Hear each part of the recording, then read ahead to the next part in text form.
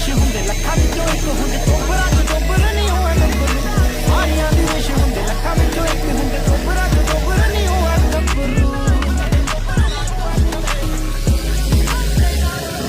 ਆਹ ਹੱਥ ਛੋੜ ਰੱਜ ਕੇ ਤੇ ਸ਼ੌਂਕ ਪਲਵਾਨੀ ਦਾ ਅੜੀ ਤੇ ਦਿਖਾਉਂਦਾ ਮੁੰਡਾ ਯੁਲ